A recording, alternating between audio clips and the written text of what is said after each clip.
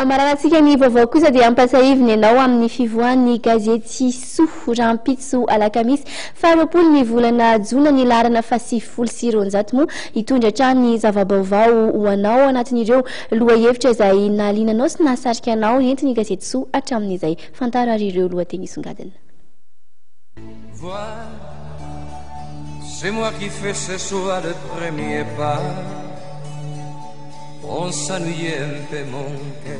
Ireo karazana fitafiana lamaody ankehitriny kanefa azo ety manjaika amin'izao andro mangatsiaka izao no entiny Soa ao anatin'ny pejiny lamaodiny ka ho hitanao avokoa ny fitafiana ho an'ny lahy sy ny vavy.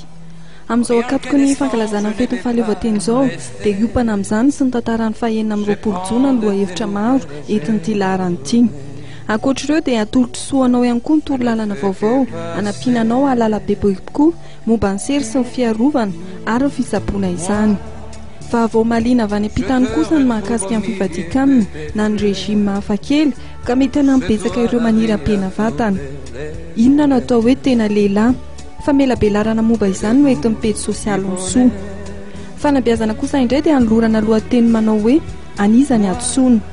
Tsy adino ireo nahandro vaovao entina amintsika sy ireo lahatsoratra maro hafa izay inona fa haliana amin'ny mpianakavy. Dia atreto ihany koa ary ny fotoana niarahako taminao tao tanatin'izao fampahalalam-baovao izao tompoko lahy sy tompoko vavy isaorana sankasitrany ianao nanaraka izany hatramin'ny farany ny vaovaontsika moa nitapitra hatreo fa ny fandarana dia atao fahitalavitra Ima TV kosa dia mbola mitohy hatrany aorianan'izao moa dia atolotra anao avy hatrany ny anjera tara mitohy El Diablo mirary ary nafinaritra ary tompoko lahy sy tompoko vavy.